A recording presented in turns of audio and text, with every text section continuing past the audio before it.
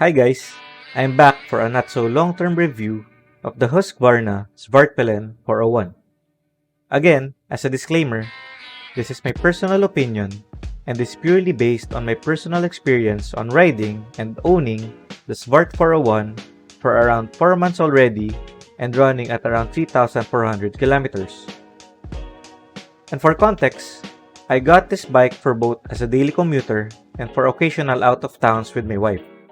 This is my first manual, expressway legal, 400cc category bike. A couple of weeks back, or I think it's been a month now, I started off with the list of 9 things that I hate about my 401. And you may click on the link above if you have not watched it yet. Like, share, and subscribe na din. Para cool. Cool, no doubt. And of course, the love list should be longer than the hate list. And without further ado, here's the list of 11 things that I love on my Svartpilen 401.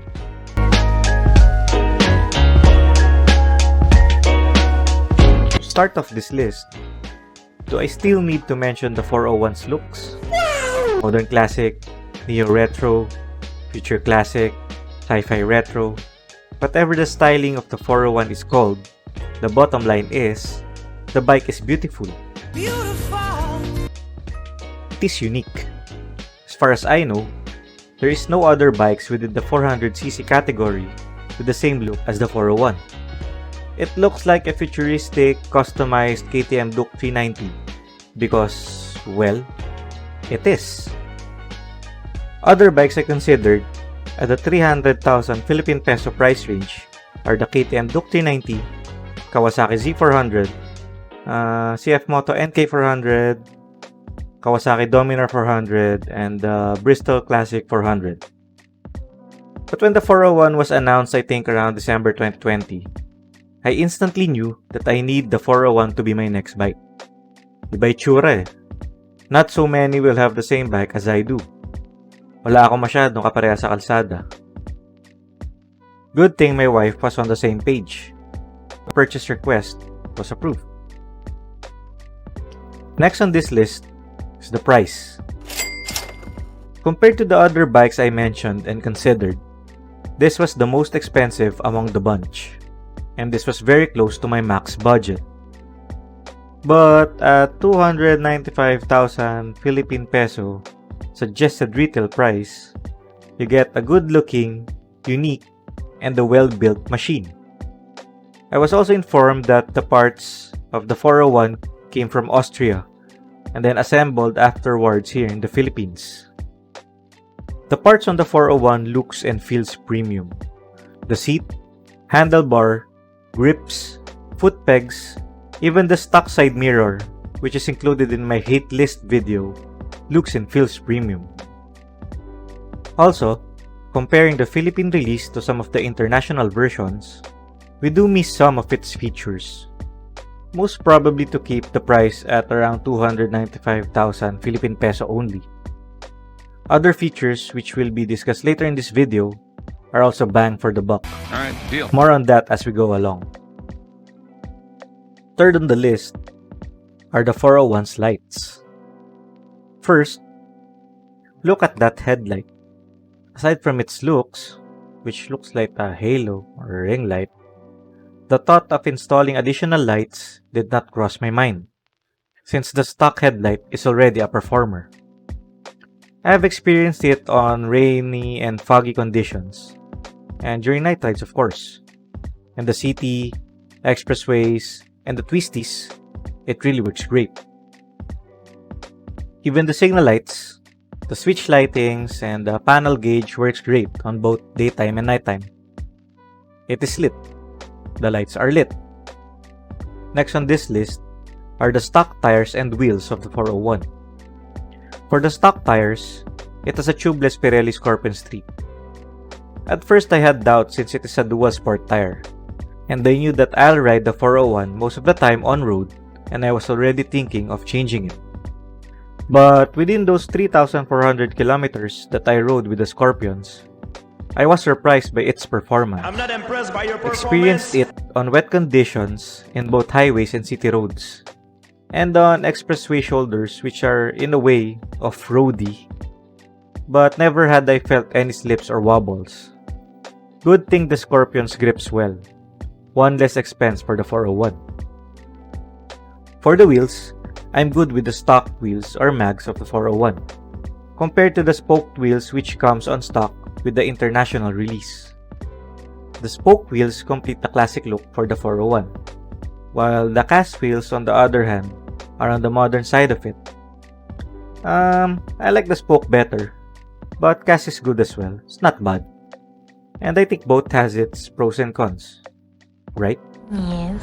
Additionally, considering the Philippines economy, Husqvarna's target market, and to keep the SRP of the bike at 295,000 Philippine peso, I'm assuming that cast wheels are probably much cheaper to manufacture compared to spoked ones.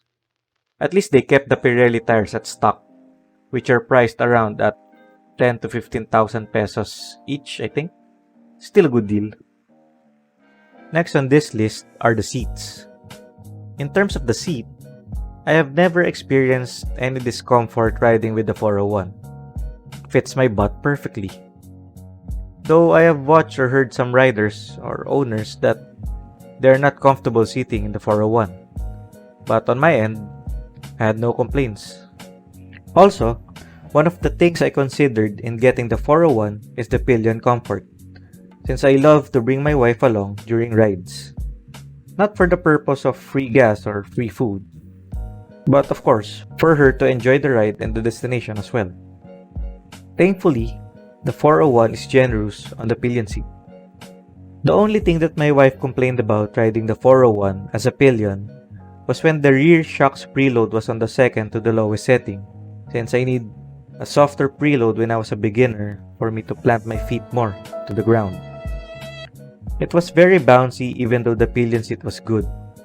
It feels like an ejection seat, like every time there's a bump on the road, you'll be ejected out of the 401. But since I've mentioned that changing it to the third lowest setting, it's perfect for us, or perfect for the rear shock setting, we had no complaints ever since. Okay.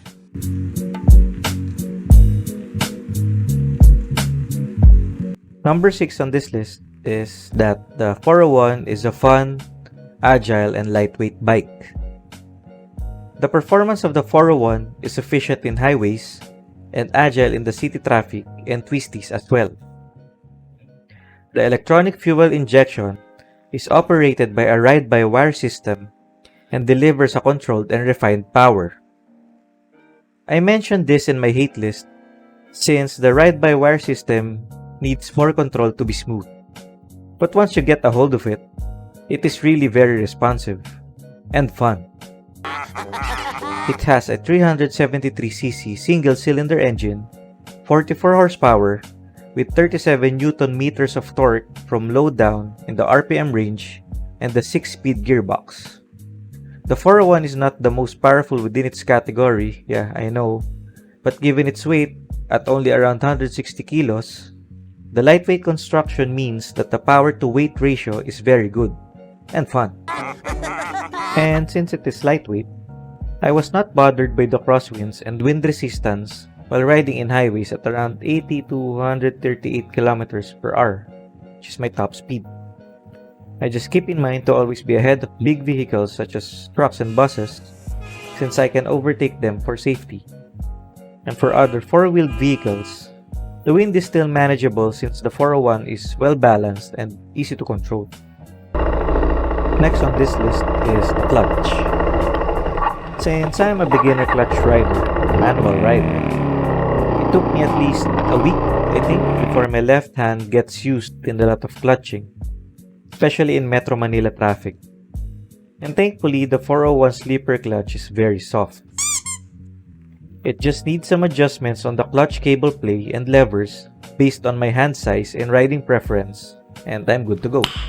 Nice. Also, both the clutch and the front brake levers are adjustable, which comes in stock. Good deal. Next on the list is the 401 shifting. The 401 shifters are small compared to some bikes that I have ridden, and it only needs my big toe to shift. Well, it takes time to get used to, but ever since then, I appreciate small shifters than bigger ones now. The 401 has a quick shifter, or easy shift as Husqvarna calls it, which can be activated after the first maintenance of the bike. I activate this card. Well, basically I can shift up and down without actuating the clutch. And because there is no need to close the throttle grip, uninterrupted gear shifts are possible. The 401's manual claims that for shifting up, it must be at the 2200 RPM. And for shifting down, it requires at around 7700 to 6500 RPM. I can't think of other bikes within the same category with the quick shifter, since this feature is mostly available only on higher bike categories. Even the 401's cousins, the KTM Duke and the RC390, I believe does not have the quick shifter feature on their latest models. Only the Adventure 390 I think has it, but noted as optional in their manual. I might be wrong, so please comment down if quick shifter is available on the bikes I have mentioned, or if other 400cc category bikes released here in the Philippines has a quick shifter. I think only the Kawasaki ZX25R has it, but I'm not quite sure if it is within the same category as the 401. Next on the list are the suspensions of the 401.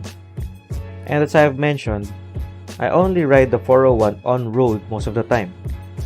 But I tested it a little bit on the expressway shoulders during heavy traffic.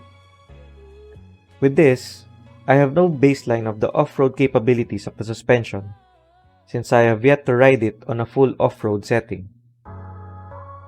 Both front and rear suspensions are WP Apex, and both performs well.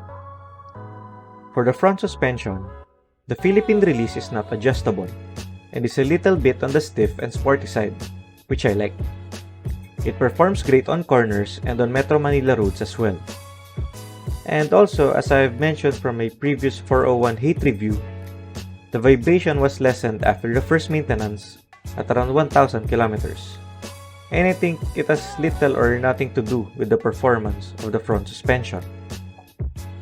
In the rear, the Philippine release does not have the adjustable rebound dampening, but it does have the preload adjustments. You can Google the difference between these two. And for the preload configuration, as I have mentioned then, my 401 is currently at the third to the lowest setting, which is perfect for both solo riding or if I'm riding with a pillion. Second to the last in this list is the braking system of the 401. The 401 is equipped with a dual ABS, a 2-channel Bosch with a 320mm disc with a 4-piston radial fixed caliper in the front, and a 230mm disc with a single piston floating caliper in the rear. If what I just said isn't enough to prove that the 401 has a great braking system for both stopping and slowing down, I don't know what will. But by experience, it works great on wet and dry conditions, at high and low speeds as well. ABS kicks in smoothly when needed, and thankfully, the brakes have not yet failed, and I'm still alive and kicking. Last but not the least on this list is the gas consumption of the 401. I mentioned the tank capacity of the 401 on my hate list, but given the capacity at 9.5 liters, the gas consumption is good for me for a 400cc category bike. And based on my riding style, which is on wall-wall mode since day one I got the bike, I average at 3.4 liters per 100 kilometers, or if converted, it is around 30 kilometers per liter. This is for both city and highway use. Should it be better?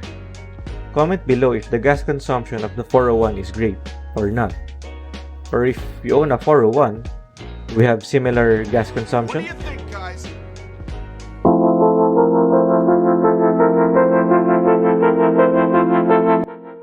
So that's it for the list of things that I love on my Svartpilen 401. Can I recommend this for beginners? For me, yes.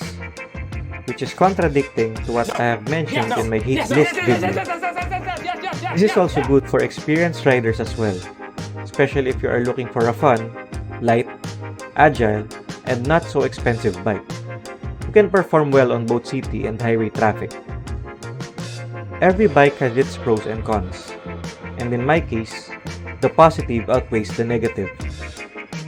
I did not let the things I hate on the 401 become a deal breaker, and so far, it is perfect for me based on my expectations for its usage, functions, performance, and having more of what I paid for, since it is really a bang for the buck ride. It to be, pretty I am bad. very happy and satisfied that this is my daily commuter, kahit walang gulay board and hindi bagay ang may motobox, and my occasional out-of-town ride.